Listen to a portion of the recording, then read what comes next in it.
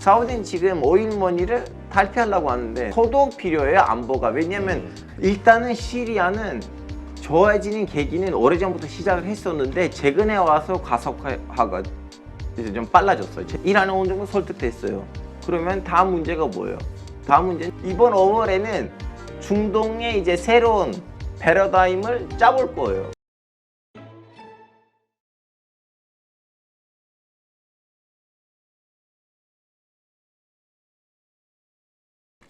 네, 오늘 모신 분은 투르키에서 오셨죠? 알파고 시나시 기자님입니다. 안녕하세요. 안녕하세요. 네, 한국말 너무 잘하셔가지고 근데 한국 오신 지 벌써 20년 되셨다고요? 네, MC님도 한국말 잘하시네요.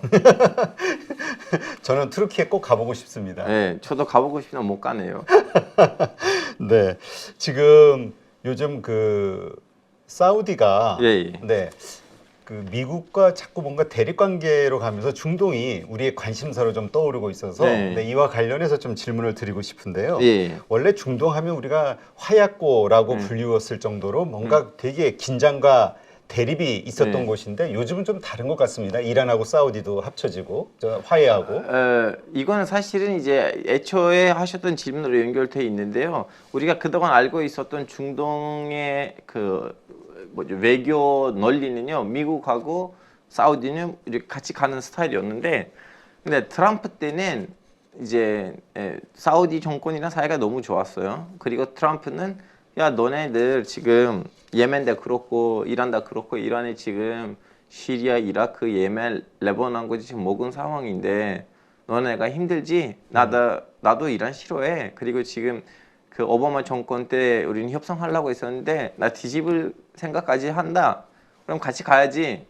사우디 입장에서 너무 좋아요. 그때 이제 바가지로 엄청난 무기를 팔았거든요. 이건 이제 어떻게 보면 좀 약간 사우디의 기분을 나쁘게 할 정도로 팔았거든요.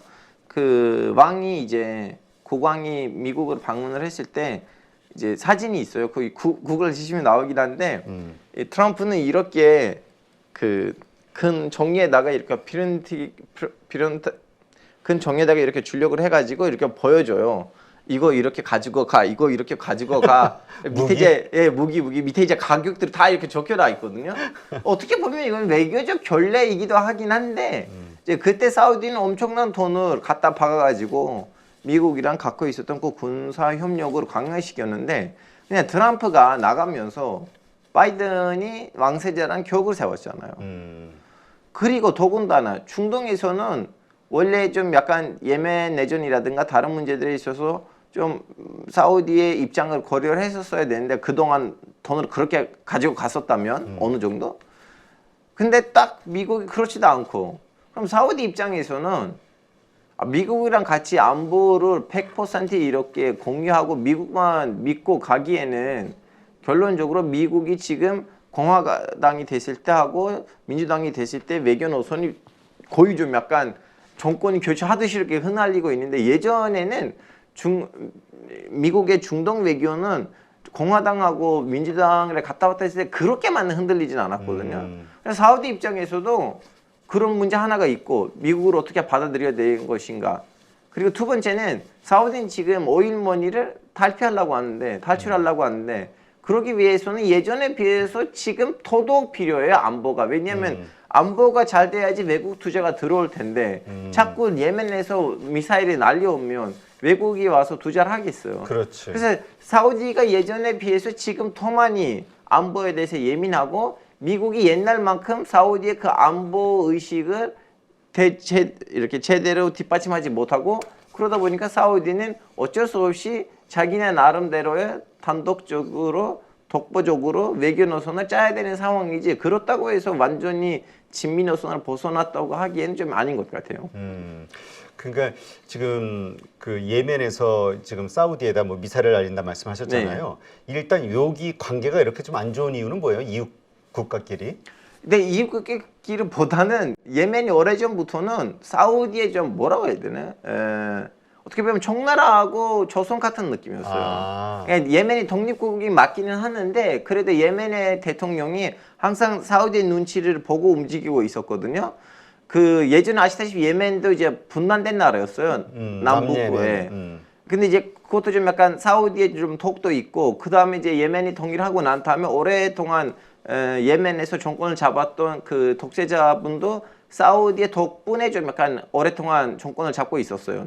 근데 이제 그 아랍 봄 때는 예멘의 대통령이 날아갔잖아요. 그럼 그때는 이제 예멘에 있는 시아파 사람들은 이란으로부터 지원을 받아서 정권을 완전히 교체하려고 했는데 이 사우디 입장에서는 바로 붙어 있는 예멘이 이란의 위성이 되면 안 돼요라는 식으로 그 시아파하고 순니파 내전에 개입했어요. 개입을 했는데 문제가 뭐냐면 그동안 순니파 사람들이 정권을 잡고 있었기 때문에 민심이 시아파에 조금 더 흐드러진 상황이었기 때문에 이미 불리한 편을 들고 이제 내전에 개입한 거예요, 사우디가. 그러니까 민심은 예. 이미 저쪽 그 반군에게 있는데 방문한테 넘어간 상황이었고 근데 이제 정부 쪽에다가 이제 힘을 친정부- 엄청 많이 지원을 했죠. 근데 지금도 문제가 되고 있는 게 이 반군 쪽에서 문제가 되는 거죠.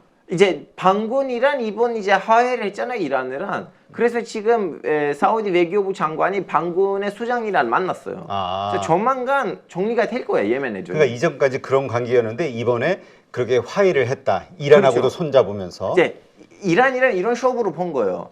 봐봐요. 너한테는 예멘이 그렇게 중요한 카드 아니잖아. 솔직히 얘기하자. 너한테 붙어 있는 나라도 아니고. 근데 너한테는 시리아가 더 중요한데. 왜냐면 시리아까지 있으면 이라크랑 연결되니까.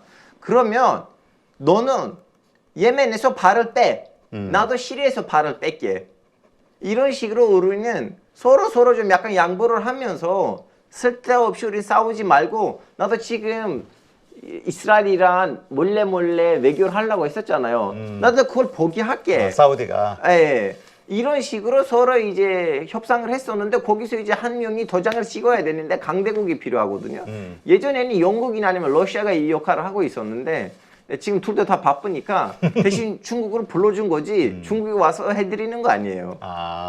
우리가 마침 이야기가 나왔으니까 이번에 사우디하고 이란하고 이렇게 화해를 하게 됐던 건 더구나 북경까지 와가지고 그거는 그냥 뭔가 중국 정부가 되게 중간에서 노력을 해가지고 그렇게 된 거라고 생각을 했는데 사실 중국이 어마어마한 큰 도박을 했어요. 왜냐하면 이 나라가 지금 가까워지고 있는데 이 나라들의 가까워진 것을 싫어하는 나라도 있겠죠. 바로 이스라엘인데 만약에 이 이란하고 사우디 화해가 틀어지게 되면 근데 중국이 그때 중매 역할을 했기 때문에 뭔가 좀 해줘야 되거든요. 야 얘들아 그러지 말자 뭐 이것 때문에 중국까지 간 거 아니에요. 중국이 그것을 해줄 수 있느냐가 해줄 수 없느냐가 지금 핵심이에요. 그게 바로 경제적인 지원? 경제적인 지원 아니면 경제적인 제재라든가 만약 약속을 한쪽이 안 지켰을 때 그쪽에다가 화를 내야 되는데 그걸 해줄 수가 있는가 중국이 중동에 있는 한국가에다가 그걸 못하게 되면 앞으로 누가 중국을 믿고 중국을 중개로 어떤 외교적인 문제를 풀겠어요. 그렇다면 지금 그렇게 화해를 하고 중국의 위상이 떠오른 것 같지만 실제로는 이제 앞으로가 진짜 리스크를 가지고 위상이 올라간 거지 아무것도 없이 아니에요. 일단 그러면 정말 그 분쟁이라든가 여러 가지 관계 개선에 악화되는 서로 합의한 것들을 양쪽이 다 지켜야 되는데 한쪽이 만약 어긋났을 때 거기에 대한 제재 뭐 이런 걸 과감하게 해야 그렇죠. 외교적인 무슨 뭐 제재라든가 경제적인 제재라든가 뭔가 좀 해줘야 되는데 이제 할 수 있을까? 아니면 이번 계기로 나도 좀 약간 중동에서 그런 나라로 한번 발을 좀 약간 당겨볼게요. 이건 이제 다 우리는 시간을 가지고 결정을 해야 되는 것들인데 좀 사우디 언론에서 봤던 기사들은 우리는 너무 잘했다. 근데 솔직히 얘기하자면 중국이 큰 위험을 갖고 있다. 왜냐면 이란이 그렇게 약속을 잘 지킨 나라가 아닌데 이제까지 봤어. 이란이 약속을 안 지키면 중국이 진짜 뭘 해줄 수가 있는지 없는지 두고 보자.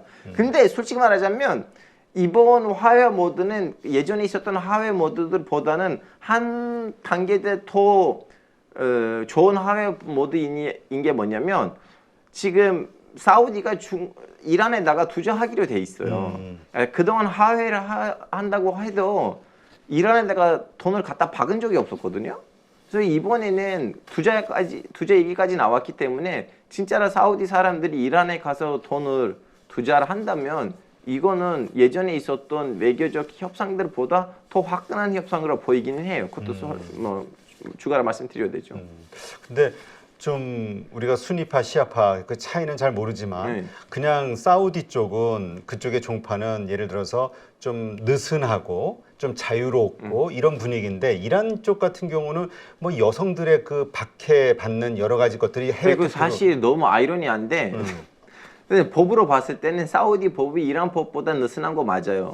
근데 사회로 봤을 때는 사회, 인간 삶으로 봤을 때는 이란 삶이 사우디 삶보다 훨씬 더 진보적이에요. 아 그래요? 사우디에서는 히잡을 써야 된다는 법이 없어요. 근데 사우디 가보시면 여성들의 95%, 96%는 히잡을 씁니다. 더군다나 부르카까지 써요. 눈만 보여요. 아, 근데 이란에서는 히잡을 써야 되는 법이 있어요.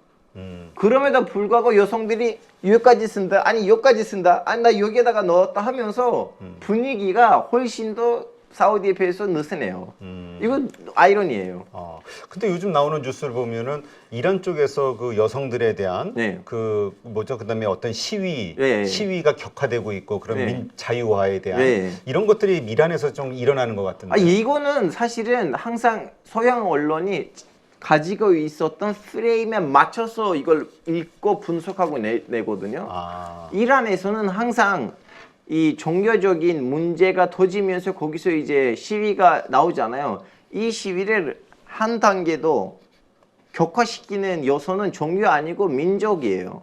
그래서 이번에도 처음에는 시위는 이제 히잡 반대로 나왔긴 했지만 바로 거기에다가 이제 공산주의자들, 쿠르드 분리주의자들하고 아제르베이잔족, 아제리족 분리주의자들 가담했어요. 그러다 보니까 이렇게 커졌거든요.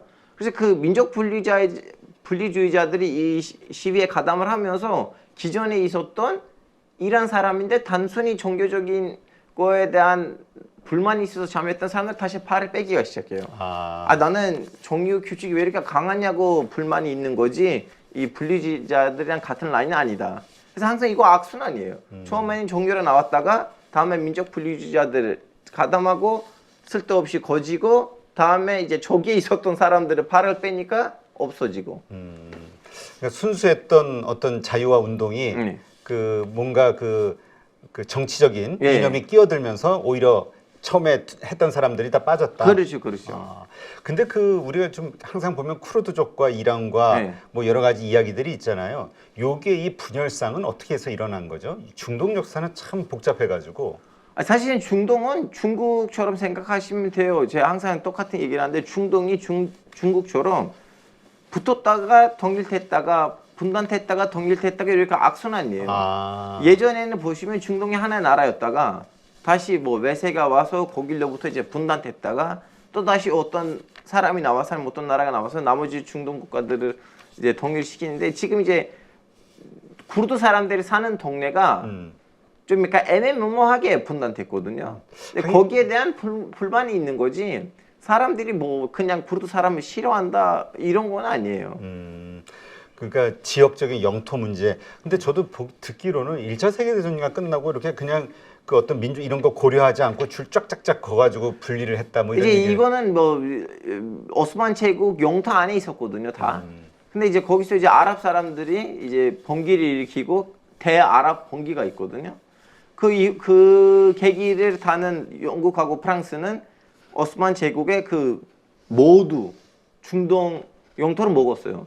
사실은 그 사람들은 아랍 땅 위주로 먹으려고 했거든요. 왜냐면 번기를 일으킨 사람들은 아랍 사람들인데.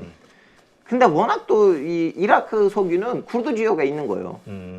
그래서 원래 튀르키예 쪽에 남았어야 됐는데 하필 여기까지 먹었으면 쿠르드 사람들이 있는 이 서귀가 나오는 까지도 먹자고 해서 일단 거기서 한번 쿠르드 사람들이 튀르키예하고 연합군 사이에 한번 분단됐고 다음에 또 연합군이 프랑스하고 영국으로 이렇게 분단되다 보니까 쿠르드 사람들의 영토는 이렇게 몇 개 조작으로 이제 분단된 거예요. 그래요. 참 그러니까 이게 참 그 해결하기가 만만치 않은 것 같아요. 왜냐면 영토를 서로 나눠주고 뭐 이렇게 해가지고 통합을 시켜줘야 되는데 그건 할 수 없는 일이니까. 그렇죠. 그러면 지금 이란과 사우디가 이렇게 좋아지는 관계라고 하면은 그동안 계속 어떤 사건 사고의 중심이 됐던 예멘이라든가 리비아라든가 이런 쪽도 시리아라든가 이쪽도 좀 이제 화해 분위기로 그러니까 뭔가 조용해지나요? 반군들하고? 일단은 시리아는 좋아지는 계기는 오래전부터 시작을 했었는데 최근에 와서 가속화가 이제 좀 빨라졌어요. 최근에 와서 빨라졌어요. 애초부터는 시리아는 신기하게도 이제 배경이 있긴 하지만 이 순니파 계열에서 이집트랑 사이가 좋아요. 이제 한국 사람들 잘 모르긴 하지만 시리아하고 이집트는 통일된 적도 있었어요. 아, 그래요? 57년부터 60년까지 아니면 58년부터 60년까지 하나의 나라가 됐었거든요. 둘이. 이제 이집트 대통령은 대통령이고 시리아는 부통령 하는 제도로 나라가 합작했었어요. 대아랍 공화국 이런 식으로. 근데 이제 다시 분단이 됐는데 국기도 보시면 비슷비슷해요. 하나는 중간에 이제 별 2개 있고 하나는 중간에는 독수리가 있고 어떻게 보면 국기도 비슷해요. 그래서 이 순니파 계열에서는 이집트는 항상 시리아랑 사이가 좋았고요. 그래서 이집트는 오래전부터는 사우디하고 다른 순니파 국가들한테 야, 우린 그러지 말자. 시리아도 오케이 지금 정권이 시아파이긴 하지만 국민의 대다수가 순니파이고 우리는 어떻게 하든 간에 좀 약간 좋게 가자. 봐봐 지금 시리아가 이렇게 되니까 뭐가 좋아요. 거기 지금 이상한 테러 단체들의 정권을 잡은 거지 우리 집 컨트롤 잃은 거잖아요. 왜냐하면 맨 처음에 시리아에서 내전을 일으켰던 반군이 그렇게 좀 정신 나갔던 사람들 아니었어요. 어느 순간부터는 이제 그 반군을 지원했던 사우디라든가 카타르라든가 튀르키예라든가 컨트롤을 잃은 거예요.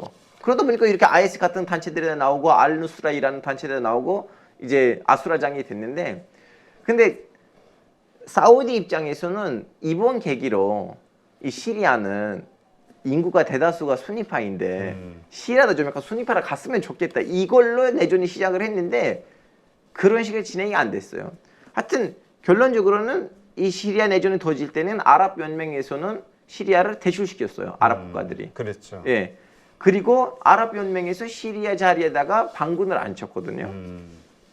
근데 이대로 가다 보니까 누구도 획득할 거 아무것도 없고 가지고 갈 것도 아무것도 없고 오히려 중동이 더 혼란에 빠지게 됐고 중동이 혼란에 빠지게 되면 여러 가지 문제가 생기죠. 어떤 문제가 생겨요? 일단 테러 조직들이 더 큰 힘을 발휘할 수 있게 IS부터 되고 시작해서. IS부터 해서 너무 한국에서는 홍보된 건 IS지 중동 사람들한테는 IS 말고 딴 애들도 있다고 많아요. 그래서 이 테러 조직들 때문에 우리 GCS 국가라고 하는 그 소규가 많은 국가들은 겁이 나는 거예요. 왜냐면 다 왕권인데 완종인데 이 사람들은 와서 왕권들 다 무너뜨리려고 하거든요. 그리고 두 번째는 투자가 안 와요. 그래서 오케이 10년 동안 치고받고 싸웠는데 결과가 없었으면 이제는 좀 마무리 될 때가 됐다는 이제 결과가 나왔는데 여기서 지금 문제가 두 가지예요. 하나는 이제 시리아는 혼자서 싸우는 거 아니에요. 시리아 뒤에는 이란이 있어요. 그렇죠. 그래서 이란이 설득돼야 돼요. 그래서 이란은 어느 정도 설득됐어요. 그러면 다음 문제가 뭐예요? 다음 문제는 튀르키예요. 왜냐하면 튀르키예는 지금 시리아 내전에 적극적으로 개입한 상황이고 시리아 북부에는 지금 터키 군 주둔돼 있거든요. 거기에다가 튀르키예 위성으로 된 자치구나 아니면 뭔가를 하려고 해요. 왜냐하면 튀르키예 안에는 그 난민이 500만 명이에요. 500만 명 난민이 있어요. 엄청난 인구인데 10년 안에 500만 명이 들어왔어요. 500만 명 뭔지 아세요? 대전시티 3개예요. 어떻게 보면. 근데 다 데리고 갈 수가 없어요. 이 사람들을. 그렇죠. 어느 정도 아니고 가반수 이상은 다시 한번 자기네 나라로 보내줘야 됐는데 근데 이 사람들은 이미 아사드 시아파 정권으로부터 낙인 찍혔던 사람들인데 그리고 튀르키예는 이 시리아 내전에 들어가고 엄청난 돈을 쏟아줬는데 아무 결과도 없으면 그러면 터키는 시민들이 물어볼 거 아니에요. 그럼 우리 뭐하러 들어갔어요? 그렇지. 그쪽 대통령도 난처하겠지. 네. 그래서 지금 튀르키예 군이 있고 튀르키예 군이 있는 그 지역에다가 이제 열심히 재개발 사업을 하면서 아파트들 집들이 끝나면 그 난민들이 다시 한번 데리고 오거든요. 자, 이란이란 해결을 했는데 튀르키예도 설득해야 되잖아요. 근데 에르도안이 쉽게 설득이 될 사람 아니에요. 그냥 졸속할 수가 없어요, 그 사람이. 그러면 에르도안이 튀르키예를 언제까지 다스릴 것인가? 이것도 물음표이니까 거의 지금 종신 분위기 아니에요? 네. 근데 이제 대선이 있어요. 5월 14일 날. 그래서 그런지 올해 아랍 연맹의 모임이 3월 아니에요. 원래 매년 3월이거든요. 네. 올해도 3월 하려고 했는데 그래 우린 다시 한번 시리아를 부르고 협상한다고 하더라도 결과가 안 나올 거예요. 왜냐하면 튀르키예가 군을 뺄 것인지 안 뺄 것인지 모르니까요. 그래서 일단 우리는 이 튀르키예 대선의 결과를 보고 그때 시리아랑 협상을 해야겠다고 해서 올해 아랍연맹의 모임이 5월로 연기됐어요. 원래 매년 3월이거든요. 그리고 올해 아랍연맹의 주최 측이 어디냐면 사우디예요. 사우디는 이번 5월에는 중동의 이제 새로운 패러다임을 짜볼 거예요. 어떻게 짤 건지도 우리는 일단은 5월 14일에 있는 튀르키예 대선의 결과를 봐야 돼요. 왜냐하면 정권이 교체되면 새로운 정권이 바로 군을 졸사하기로 돼 있거든요. 네. 참 근데 어때요? 그 일단은 그 튀르키예 지금 에르도안 대통령 뭐 우리 해외 토픽이라든가 이런 데로 보면은 뭐 사실 여러 가지 인플레이션 경제 정책을 반대로 하고 뭐 이런 걸로 알려져 있는 분인데 튀르키예 내에서의 그 지지도랄까? 지진 이후로부터 완전히 역효과가 일어났죠. 지진이 큰 것을 가지고 있어요. 민심이 떠났다. 민심이 떠났다는 말은 그 사람이 죽어도 인정 안 하고 35% 40%의 지지율이 있어요. 그거는 흔들릴 수가 없는데 중요한 건 50%를 넘을 것인가 안 넘을 것인가인데 이제 그 사이에는 그 10%가 이제 떠났어요. 이번 지진으로. 근데 이제 주작을 할 것인가 사람들이 다 알아요. 선거 조작이 있을 건데 핸들링 할 수 있는 투표율 차이는 한 5%까지는 그분이 그치. 관리할 수가 있거든요. 근데 10% 정도까지는 못해요. 왜냐하면 야당도 지금 모든 투표함에다가 사람들을 갖다 내볼 테니까. 그래서 이제 이번 선거가 다시 당선될 수도 있고 정권 교체될 수도 있어요. 그러니까 가능성이 있으니까 그 유럽 연맹에서도 아랍연맹에서도 조금 5월 이후로 미쳐보자, 기다려보자. 정권이 바뀌면은 좀 달라질 수 있으니까. 어차피 튀르키예 군이 그냥 졸수고 정권 안 바뀌면 그럼 에르도안이랑 협상을 해야 돼요. 우리가 뭘 하면 나갈 거야? 우리 빨리 시리아 내전을 마무리하고 싶은데 너 때문에 지금 마무리가 안 되고 있는데 어떻게 하면 마무리될 수 있을까? 그러니까 이게 참 얽히고 설켜서 복잡한 문제인데 아까도 얘기하셨듯이 사우디와 이란이 가장 그 정점에 서 있고 꼭대기에 정점에 서 있는 거 아니에요. 이건 한국 언론에서 자꾸 사우디는 순위파의 맹주라고 하는데 맹주가 될 수가 없어요. 왜냐하면 종파가 달라요. 사우디는 순위파 맞기는 맞는데 순위파도 자기네 나름대로 4개 종파로 학파로 분리돼 있어요. 하니피파, 샤피파, 말리키파, 한벨리파. 한벨리파는 오직 사우디에만 있어요. 그리고 어느 정도 카타르라고 해야 되나요? 이제 아프리카 사하라 무슬림들은 말리키파이고 이제 인도네시아, 말레이시아는 이제 샤피파이고 그리고 이라크의 북부는 샤피파인데 나머지는 다 하네피예요. 거기가 주다. 거기가 주 세력이다. 네. 그래서 지금 이집트는 맹주라고 하면 뭐 이해를 하겠지만 이집트는 하나피예요. 튀르키예는 이제 맹주라고 하면 이해를 하겠지만 다 하나피인데 한벨리파는 이 순니 공동체를 끌어갈 수가 없어요. 힘이 약하다. 비율이 약하고 좀 약간 비주류의 정파이거든요.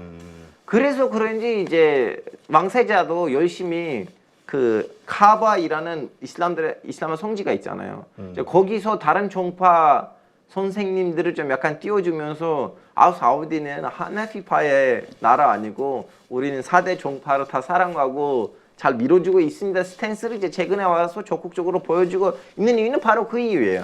현재로서는 맹주가 될 수가 없어요. 물론 순니파 세계에서는 힘이 있는 나라는 확실하되 주도권이 있다, 맹주이다 이건 아닌 것 같아요. 근데 사실 기억을 더듬어 보면은 과거에는 우리가 이집트를 떠올렸었던 것 같아요. 그래서 누구죠? 이름이 그 대통령? 자말 압둘 나스르. 그 이름은 잘 모르겠고 이집트 예전 대통령 자말 압둘 나스르이라는 대통령이 있었는데 나세르. 우리는 나세르라고 그 이름이 많이 익었었는데 그리고 중동 지역의 가장 큰 이스라엘하고도 대표적으로 전쟁을 하고 그래서 그 사람이 시리아랑 통일시킨 거예요. 그 사람 덕분에 시리아하고 이집트는 통일됐어요. 하여튼 사우디도 이렇게 외교적으로 좀 약간 개방적으로 움직이고 많은 나라들은 협상하고 독보적인 외교 라인을 짜는 거는 이스라엘 역사상 사우디 역사상 딱 2번이에요. 하나는 암살당했던 파이살 국왕 시절이고 그리고 지금이에요.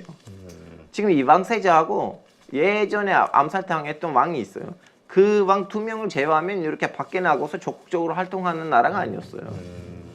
그러니까 지금 아까도 잠깐 얘기하셨듯이 이제 중국이 사우디와 이란을 화해를 시켰는데 네. 이제 문제는 아까 얘기했지만 이 밑에서 싸우다 보면은 감정이 상하고 점점 더 세게 공격하고 또 감정이 더 네. 상하고 이러면서 이게 끝없는 그 뭐지 아수렁에 네. 빠지는 거잖아요.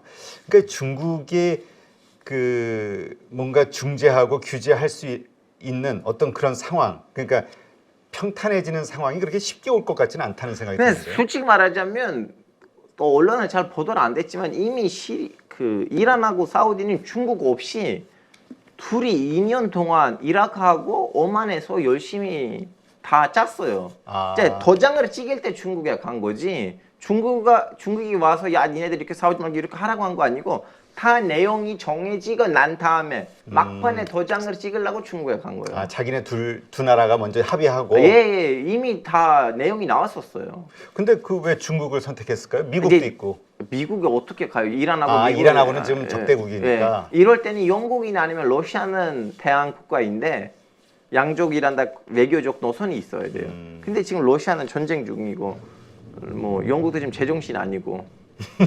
지금 그래서 선택한 것이 중국이다. 네.